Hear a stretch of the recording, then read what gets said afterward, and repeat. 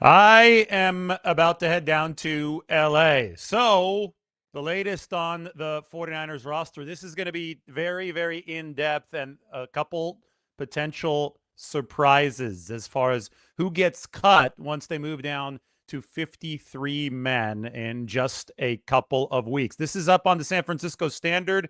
It is the 53-man roster projection that dropped yesterday. The link is in the description, and we're going to go through the whole thing, but I do recommend that you take a look at this in terms of writing, because if you could see it written in front of you, then I think you're going to get a much better conceptualization of what the 49ers are doing. But here is the 49ers 53-man roster projection on the offensive side of the ball. They're going to carry Kurtis Rourke.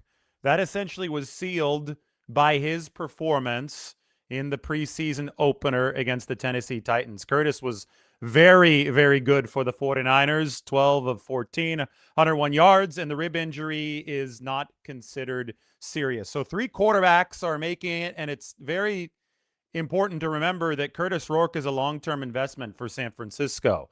Mac Jones is only under contract for this 2026 season. Kurtis Rourke is under contract for 3 more years for the 49ers. So that means that he's probably going to be the backup quarterback beyond 2026. Now, is there a chance that Mac stays? Yes, but I think Mac wants to try his hand as a starter somewhere. It's not going to happen with Brock Purdy still on this football team. So take a look at the backfield. We'll zoom in a little bit on the backfield. You can see what Clay Kubiak said about Brock Purdy yesterday. Some of the most glowing quotes about Purdy that we've seen or heard over the course of his time with the 49ers. Joined the team in 2022. Now is the franchise quarterback. I think he's having his best training camp. Mac Jones seems to be turning a corner too. He was struggling a little bit. And Rourke obviously at 3. And I think that you, in all likelihood, if you're the 49ers, bring Adrian Martinez back to the practice squad, but you only carry 3 on the 53-man roster. Now, it's really tricky in the running back room. The 49ers have always taken 5, including Kyle Juszczyk, the fullback, who's still coming off of the broken rib. The question here is, when do Kalon Black and Jordan James come back from the injuries? And then an even more mysterious question to answer is, when is Isaac Guerendo going to be off of PUP? Because he hasn't even partaken in training camp at this point. He suffered the torn pectoral muscle while lifting weights. This came at some point around OTAs for the 49ers, and I think that they thought that he was going to be ready to go around the start of training camp. He's been running well on the side field, but apparently the pectoral muscle is not back up to what it needs to be to take contact on a football field. So Isaac Guerendo is still on PUP. Now, what the 49ers can do here at the running back position, and this is where I bust out the larger spreadsheet. You guys can also follow along on this larger spreadsheet. I'm going to take this link and put it into the chat section so you can follow along. But the 49ers could keep Guerendo on PUP through the 53-man roster cutdown. He would then have to miss at least the first 4 weeks of the regular season, but it would save the 49ers a 53-man roster spot. Here's a key rule, and I see people misunderstand this all the time, so I'm going to put myself back on the screen here and emphasize this. You cannot place a player on PUP after the start of training camp. The only time that you can place a player on PUP, which means physically unable to perform, is before training camp starts. So once you have taken 1 snap in training camp, 1 rep in training camp, you cannot go on PUP. You can go on injured reserve, but that means that your season is done unless you're designated to return, and there are only 2 of those designations. So PUP is a good tool if somebody gets hurt in the offseason or the season before. George Kittle's on PUP right now, to potentially not take up a 53-man roster spot if that player stays on PUP throughout all of training camp and then is transferred to the regular season PUP list. And the only way you get on the regular season PUP list is if you were on the preseason PUP list. So if they keep Guerendo on the PUP list, then he doesn't take up a roster spot. You can see him shaded here in the injury color. And that means that Patrick Taylor Jr., who I think has been the best running back out of the guys not projected to make the roster, I think Patrick Taylor Jr. would have room on the roster for the 49ers. Taylor scored a touchdown. That was a cool story for him in that game against the Tennessee Titans. We saw him break his shoulder, a severe shoulder injury last year in the preseason. So Patrick Taylor Jr. was not available all year. He went on injured reserve before the cutdown, making him ineligible. He fought back, scored a touchdown, the first score for the 49ers against Tennessee, and I think that he's been a dependable special teams guy, so they wouldn't mind carrying him. There is another permutation, though, that is very potentially fascinating. As we know, 53 men is not a big limit. Deebo Samuel has been working with both the receivers and the running backs, like literally position group drills. We didn't see this from Deebo 1.0, his first stint with the 49ers. Deebo 2.0 has split his time between receiver position drills and running back position drills. Now, discount, for whatever reason, we don't have Jake Tonges on the right side. He's going to make this team as well. But look at the left side. I have the note on Deebo Samuel. Those are the 6 wide receivers I project the 49ers to take. Obviously, Evans and Stribling at the top, Deebo Samuel, Demarcus Robinson, Jordan Watkins, Jacob Cowing. Deebo, though, might, just for counting purposes, be part of that running back room for the 49ers. So go back to this on the right. What if you don't take Guerendo because he's on PUP, so he doesn't count against the 53? What if you actually put Deebo Samuel in Guerendo's place in the running back room? So it would be McCaffrey, Kalon Black, Jordan James, Deebo Samuel, obviously Kyle Juszczyk as the fullback. There are your 5. And then by extension, Deebo, shaded here in gray on the left, wouldn't count against the receiver total for the 49ers. That would allow San Francisco to theoretically take one more receiver, such as Christian Kirk, who's not eligible for PUP because he did practice once before straining his calf, or even Will Pauling. Out of the guys here on the right, so you see Malik Turner, Kaderil Hodge, Will Pauling, Wesley Grimes, Trenton Irwin. I think that Will Pauling has been impressing the 49ers the most. Now, Malik Turner, I think, is going to stick around this building if the 49ers have their choice, because Malik Turner might be one of the 49ers' best gunners. So in the case of special teams, you're always thinking about not just the 53-man roster, but you're also thinking about the 17-man practice squad. And somebody like Malik Turner, I think the 49ers have kept on the practice squad before, would love to keep on the practice squad. It's almost like a taxi squad now because you can call players up on game day. They get those promotions, so you can't just look at the 53. Now, the difference between pay between the 53-man roster and the practice squad is significant. Practice squad guys are making $200,000 to $300,000 a year. 53-man roster guys have a minimum of about $800,000 a year. And if they're veterans, then the minimum is well over $900,000, maybe over $1 million. So when the cut down does happen, the delineation is going to be a big deal. All right, so we're going to take a look at the offense again right here in full. And yeah, for whatever reason, Jake Tonges is not on here. So let me here. Let's just go to here. I don't want to include something without Jake Tonges' name on it because that's incorrect. So this has Jake Tonges' name on it at tight end. I think the 49ers only take 3 tight ends: Kittle, Tonges, and Farrell. You heard Kittle talking about Farrell yesterday. You've heard me talking about Luke Farrell over the course of the past few weeks. He looks like a different player this year versus last year. I mean, Luke Farrell has been making catch after catch after catch. So the tight end with the blocking reputation, who only had 11 catches in 2025, looks to be one of Brock Purdy's most reliable targets over this training camp.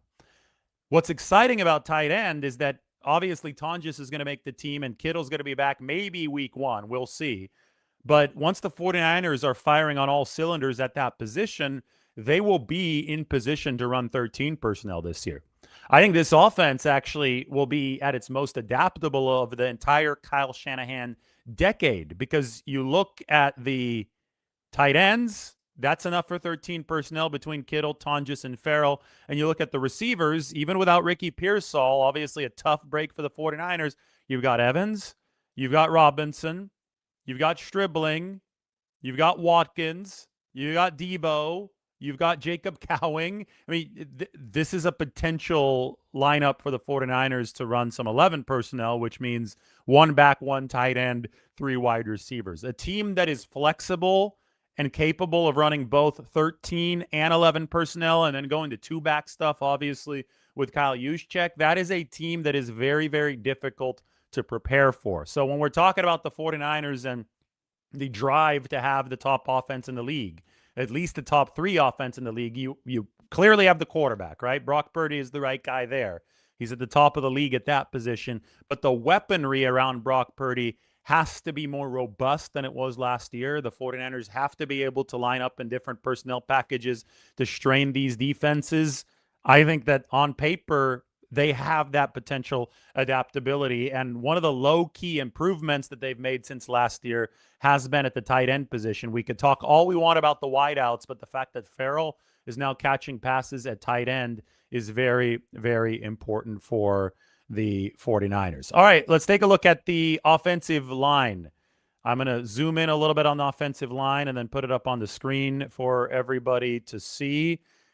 Here, I think the 49ers will take 9. In the past, we've seen the 49ers take 8 offensive linemen. One time they took 10, but it was just kind of a temporary measure. I think that 8 is probably the most usual number, but I think you make an exception this year for Enrique Cruz Jr.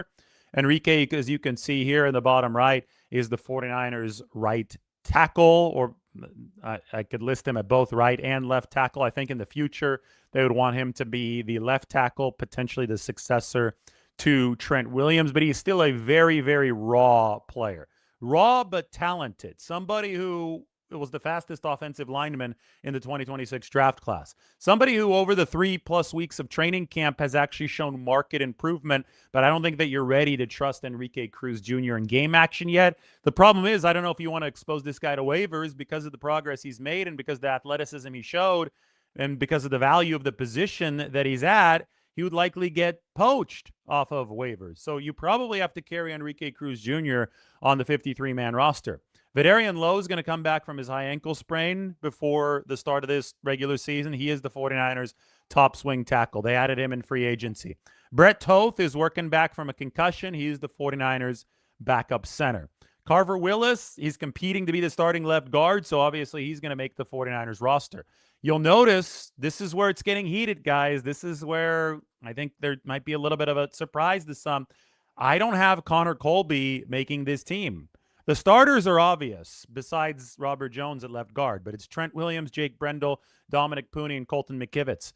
I think either Jones or Willis wins left guard, and I don't think that there's room, if you're going to take Enrique Cruz Jr., a 5th-round pick, to take the 7th-round pick, Connor Colby, who has definitely trended downward over the course of this training camp. So Colby, it wouldn't be the end of the world. He's a 7th-round pick. Cut. He could come back to the practice squad. 5th-round pick Colton McKivitz in 2021 in his second year, just like Connor Colby's in his second year now, was cut and re-signed to the practice squad. And, it was a setback for Colton McKivitz, but it's obviously something that he parlayed into greater success. Or looking at our audience right now, it's Lombardi herself squared in the audience. Lombardi herself is doing squats with the baby right now, which is a nice way. How much? 15 pounds? 16? 15, 16, Joe Montana number. We don't have a scale here, yeah, so it's good. But the workout seems to be going very, very well. Yeah, you're not going to be playing left or right tackle. I know that. Maybe wide receiver, but. So the 49ers offensive line is in a position right now where 4 of the 5 roster spots are set. The 5th one will go to either, I think, Jones or Willis. I'd be surprised at this point if Colby won the battle just based on how they've been using him at practice. But I think that, with Connor Colby, you probably would like to keep him around the building, even if he doesn't make the 53, because he's still only a second-year player, and we've seen players blossom beyond this age. Austin Pleasance is another quiet possibility for the 49ers at left guard. He's been taking some reps at left guard. He played swing tackle for San Francisco last year. I just don't have him making the team because, once you're starting to push this to 10 offensive linemen making the team, it's going to be hard to take care of the numbers elsewhere. All right, so now hopefully that clears up what the 49ers are looking at on the offensive side of the ball. Why don't we take a look at the defensive side of the football for San Francisco? This is the overview. I've got 9 defensive linemen, 5 linebackers. Okay, here's another one of this is going to be a heated discussion. People are asking me already, where's Tatum Bethune? We got 6 cornerbacks, 4 safeties, and then, of course, we've got to include special teams where Jack Bomeister lost the punting battle to Corliss Waitman. So Bomeister is now with the Rams. I'm sure the NFL is happy about an Australian player still on track to head to Melbourne. But Waitman has been punting the crap out of the ball for the last 2 years, dating back to last season with Pittsburgh. So good thing that Corliss Waitman is with the 49ers now, because it looks like they've massively upgraded their punter position over the 39-year-old Thomas Morstead. But we can start with the defensive line. 9 defensive linemen. Now, it wouldn't surprise me if the 49ers carried 10. You'll notice who isn't here, and that is Mykel Williams.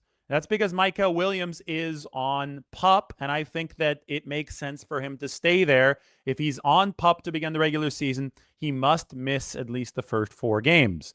On the offensive side of the ball, George Kittle's on PUP, but I think that they're going to activate him before the start of the regular season, even if he doesn't end up playing in Australia, because I think that he's going to be ready to play around week 1. I just think the flight is going to be the biggest challenge to George Kittle's availability. Anyway, he could be back week 2 if he's not on PUP to begin the regular season. Somebody like Mykel Williams, but it still would count the 49ers a roster spot, though, against the 53. That would be the downside. Somebody like Mykel Williams, who tore his ACL 6 weeks after Nick Bosa, who I think it's a bigger stretch for him to be fully ready week 1. I think it's much more likely that he lands on PUP, so the 49ers do not have to use that roster spot. So you look through the defensive linemen here. Obviously, Nick Bosa, we saw him out there on the practice field working off on the side yesterday.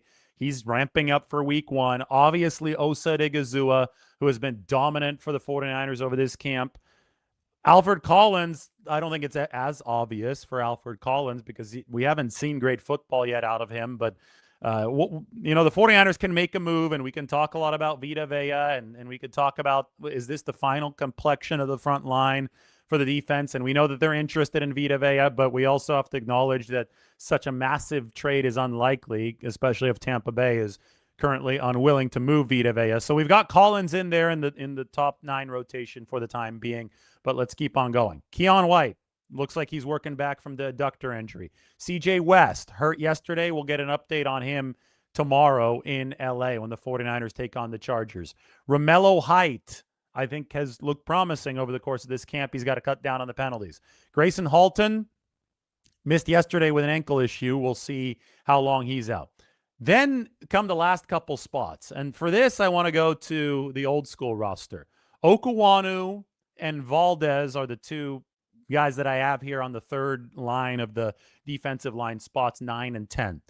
I think that Valdez is in a real heated battle with both James Thompson Jr. and Bryson Eason, who are a pair of undrafted free agent defensive tackles who have looked really good.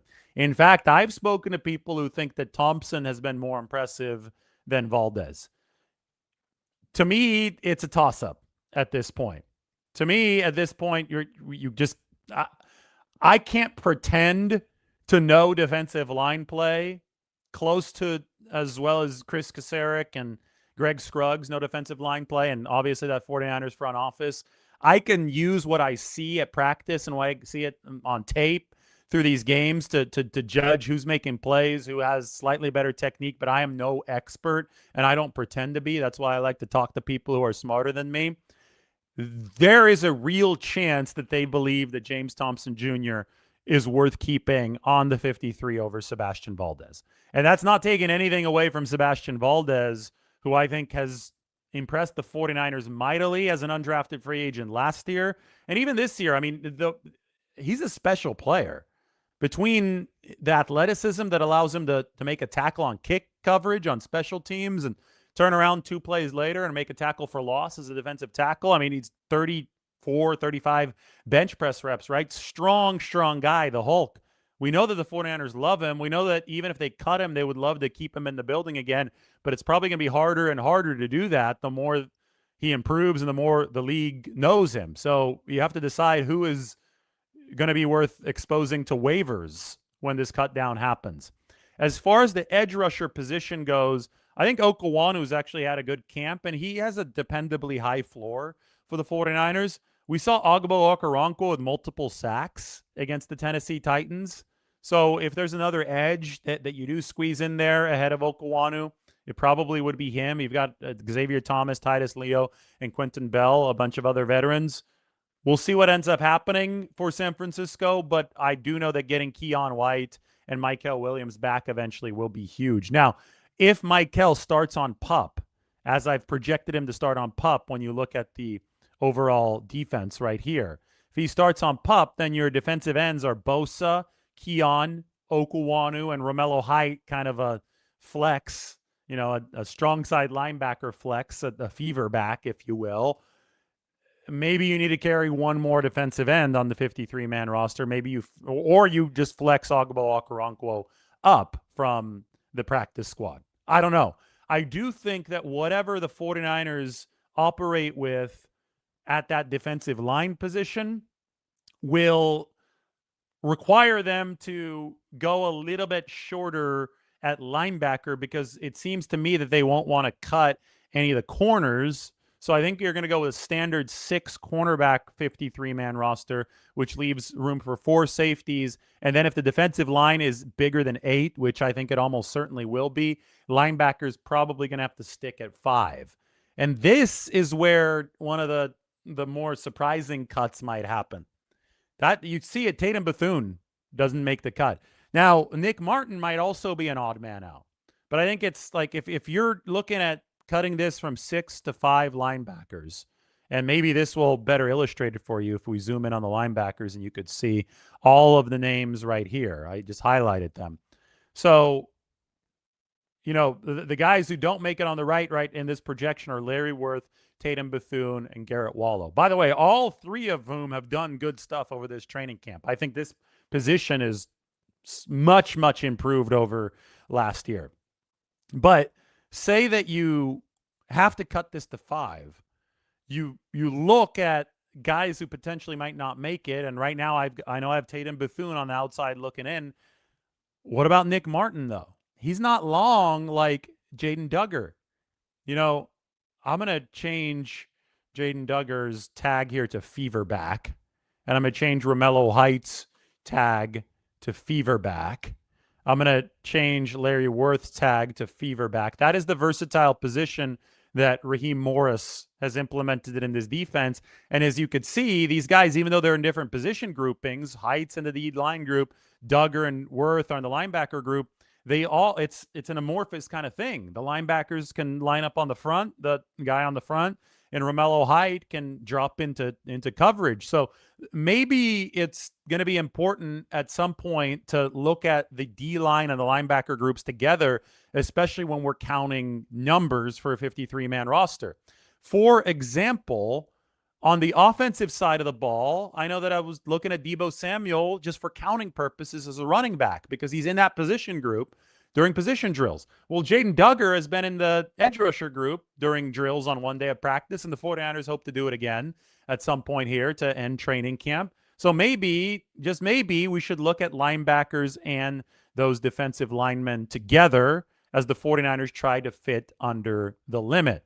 Now, the one guy who doesn't, he could blitz, though, and I don't want to take anything away from Nick Martin, because he was a really good blitzer in college at Oklahoma State.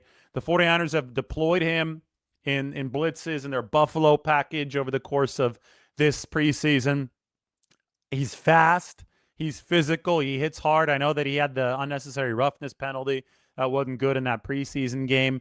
But he can execute some of the stuff that Raheem Morris is asking his linebackers to do from a pass rushing perspective. He just doesn't have the frame, the long arms of a Jaden Duggar or of a Larry Worth or of a Romello Height. And it makes me wonder, because he was drafted when Robert Saleh was the defensive coordinator, it just makes me wonder how married the 49ers will be to the very particular physical skill set and measurable skill set that they seem to be emphasizing. So there is a non-zero chance that Martin, because he's the odd man out in terms of physical build, ends up being the linebacker that they don't carry, and they end up carrying somebody like Larry Worth instead. Worth had a nice pass breakup in practice yesterday. Now with Bethune, he started much of the season for the 49ers at Mike linebacker last year. After Fred Warner went down, the next man up was Tatum Bethune. Then Bethune went down and I believe it was a high ankle sprain at the end of the year, and Eric Kendricks took over. Bethune wasn't great for the 49ers last year, but the sheer fact that he was the starting middle linebacker, the mic with the radio in his helmet, I think makes people assume that, okay, well, this guy just has to make the roster. But again, that was under Robert Saleh. He was a Saleh guy for sure. Like he earned the trust of Robert Saleh, communicating the defensive coordinator's wishes on the field. Saleh, I think, believed that Tatum Bethune did a good job in terms of the communication last year. Now it's Raheem Morris. Morris probably has different favorites. Morris, as we've already seen, has different desires as far as, exactly what he wants the physical skill set to be. The 49ers have gotten so much longer in that linebacker room. So if I say that Nick Martin might be an odd man out, Tatum Bethune might be an odd man out. The key here is I don't know, but we're looking at this, trying to figure out how the 49ers are going to get under 53 players. Duggar's obviously a lock. Greenlaw, Warner are obviously locks. Luke Gifford was a special teams Pro Bowler last year. I would think that Brant Boyer is going to have some say in this roster. So he's going to be back as a backup linebacker, but as a special teams ace for the 49ers. That leaves, if you only can fit 5 linebackers, that only leaves one spot. Now, guys might get hurt between now and the cut down, and that might solve this problem. But does that spot go to Nick Martin? Does it go to Larry Worth? Does it go to Tatum Bethune? Or do you find a way to cram 6 linebackers in there? And we can't forget about Garrett Wallow, who's also done some nice things. Who I can't forget about, and I just scrolled over to him, Jalen Graham.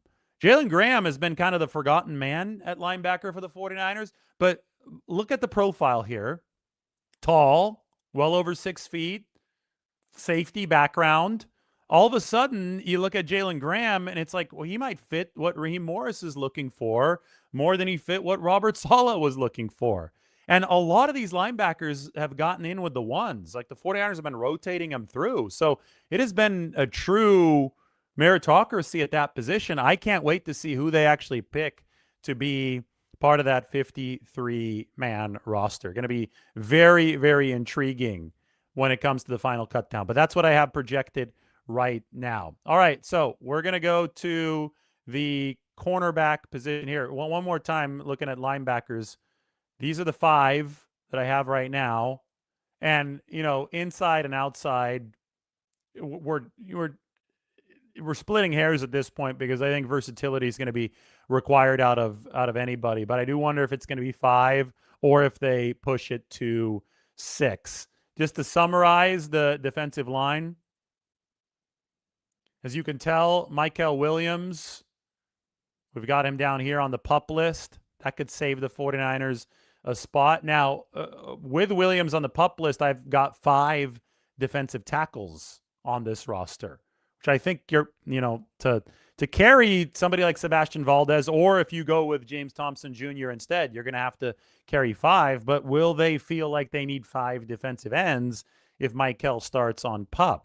Maybe they push defensive line to 10 players. In that case, where do you sacrifice a player elsewhere on the roster, right, to stay under that 53-man limit? Well, let's go back and look at the secondary now and figure out if there is a spot to be sacrificed in this position group. So we have Hobbs hurt right now and Mustapha hurt right now, but both I think should be back in time to not have to go on an injury list, or you can put them as IR designated to return once the season starts.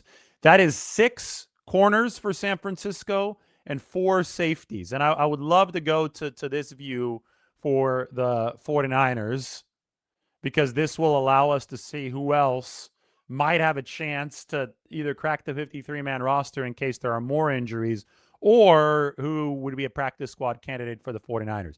So this is looking at the secondary as a whole, which is probably smart, given the fact that Raheem Morris wants as much adaptability there as possible. So obviously Lenoir, Green, and Stout are your top 3 corners. Jack Jones, 49ers dodged a bullet there. Didn't break his hand, didn't even have a cast on his hand after exiting the game with a hand injury on Thursday. Ephesians Prysock has given them a lot to be excited about with his very long wingspan. He might not play right away, but I think he's making the 53-man roster. So he's got to take up a spot. Nate Hobbs and Jack Jones are the 2 vet corners whom you added. Now, Hobbs, again, they could put him on IR designated to return. That could save a roster spot since he's going to be out a few weeks with that groin injury, and maybe a few weeks is longer than the roster cut down for the 49ers. I don't know what the exact prognosis is. So that could be a way to buy a roster spot if you are the 49ers. They like Jacob Robinson, but I don't know if they can fit him on the 53. Darrell Luter Jr., tough to see him making it in the final year of his rookie deal, especially given where he's been playing at practice. And Eli Apple, I think that's practice squad ceiling in here in year 11 at this point. He was on the practice squad for the 49ers last year. As far as safeties go, things remain interesting as long as Malik Mustapha is out with the hamstring, because Marquise Siegel and Jair Brown have been taking the top reps for the 49ers. Once Mustapha comes back, does he unseat Siegel? I think Brown is a starter for sure. The 49ers have also moved Saran Neal, who's a special teams ace, from safety or from cornerback to safety on defense. I think that is a roster conservation move, because Saran Neal could play the 4th safety role while taking up a special teams job. Therefore, you don't need to carry Ashton Davis, Patrick McMorris, or the rookie Jalen Stroman on the 53-man roster, because you're going to carry Saran Neal because Brant Boyer wants Saran Neal, and Brant Boyer is a really good special teams coordinator, and you need to be solid on special teams. So if there's one spot here where the 49ers are able to stretch this a little bit, it's by using one of those 2 IR return designations on Nate Hobbs. But that all depends on how serious and how long that the actual injury will take to heal. Finally, we've got some special teams. Let's get that up on the screen. And by the way, this is what you need to do. You need to go into the description, and I'm going to go into the chat section. I'm going to put the link there. The best way you can support is by going to this link that I'm putting into the comment section and signing up for the San Francisco Standard. Obviously, you could sign up for a membership on the channel, but if you want truly in-depth breakdowns of how the 49ers are building their roster, you can see it here. This is the best that you're going to get on the entire internet.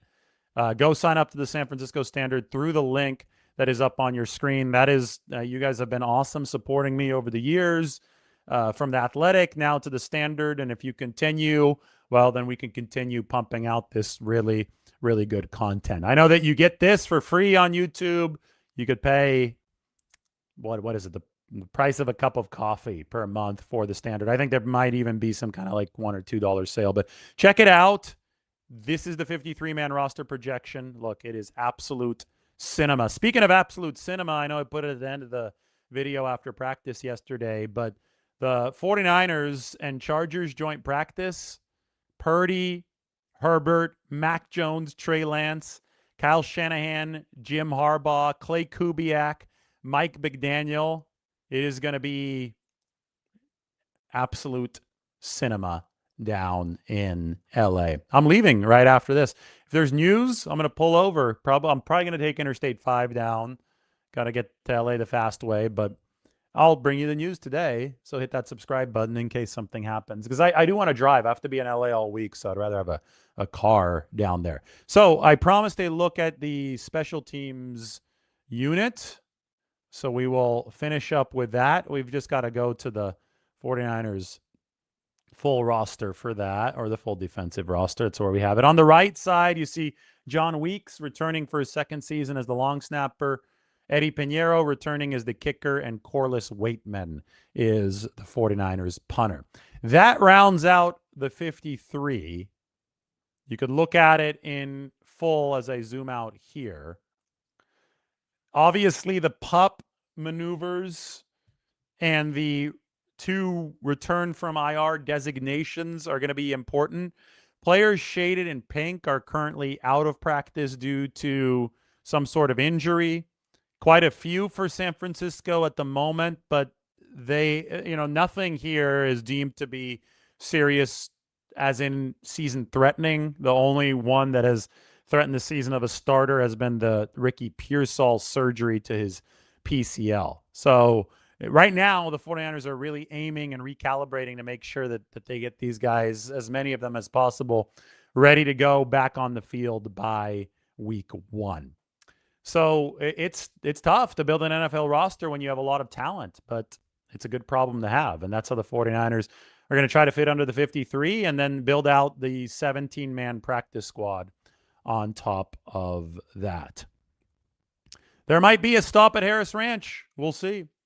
Harris Ranch, there's also a place, and I'm going to include it on my video from the joint practice against the Chargers. There's a place in the Central Valley that it's an awesome little taco stop that I may stop at, and if I include it, then you'll know where to go. And I'm probably going to take 5 down and 99 back to swing through Visalia, see my parents in Visalia on the way back. And this place, it's off 152 in Chowchilla.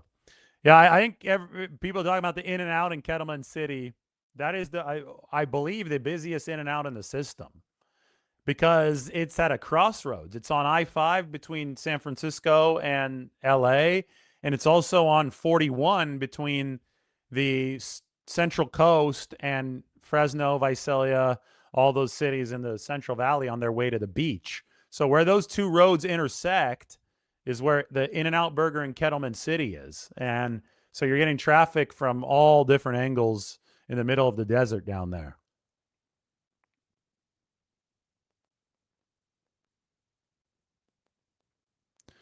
I appreciate this. Thank you for the couple bucks, and thank you for the note about you liking the 53-man breakdowns. Again, I put the link in the description, and if you guys sign up for the San Francisco Standard, it'd be greatly appreciated. It would be a lot of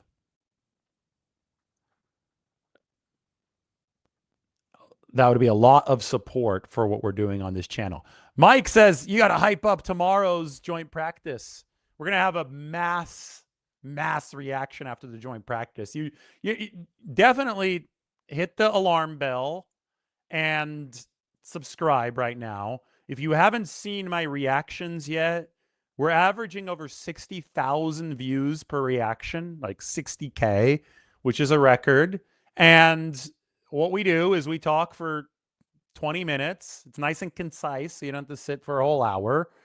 But you hear about everything that happened in practice, and you see video highlights from 49ers practice. Well, when you've got Justin Herbert and Brock Purdy and Trey Lance and Mac Jones and Jim Harbaugh and Kyle Shanahan and Clay Kubiak and Mike McDaniel all on the field for one practice, it will be absolute cinema. The instant reaction is sure to be fire, and you're going to get a couple really good food recommendations during it as well. So be ready. Hit the alarm bell so you know when that drops tomorrow from LA, because I am going to do a bang-up job on tomorrow's instant reaction. It's going to be the instant reaction to end all instant reactions. It's not going to end them, but it's going to be the, fireworks shows have the crazy grand finale part. Well, the fireworks show will continue beyond the finale, but this is going to be the volume and the impressiveness of the finale because of what we're going to see on that field tomorrow. So be ready for that on Tuesday afternoon, early Tuesday afternoon.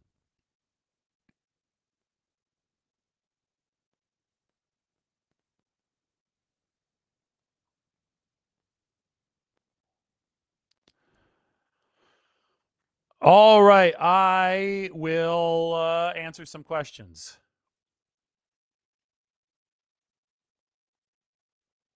Hell yeah, we just got John to sign up for the standard.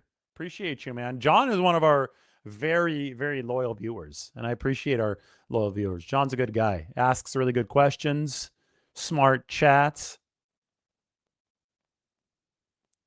He asks, what's the deal with Collins? Is he weak on the lower body? Well, he could be getting his legs back underneath him. Here's one thing about Alfred Collins.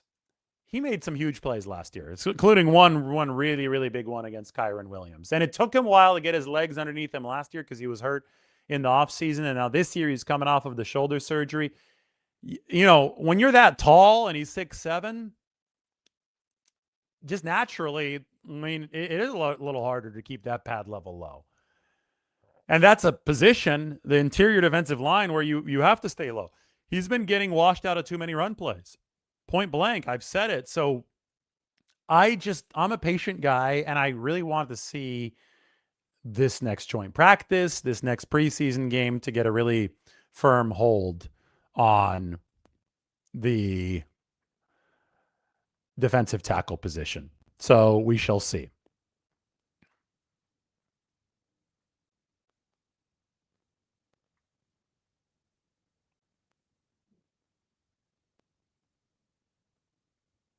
It's very hot in LA this week. Bring the sunscreen. All right. Well, it's pretty warm in Santa Clara as well, but I think it's probably going to be a few degrees warmer down there. All right, guys. I've got to get going. Everybody, thanks for watching. We will see you down in LA or maybe from the road if we've got some news. Talk to you soon.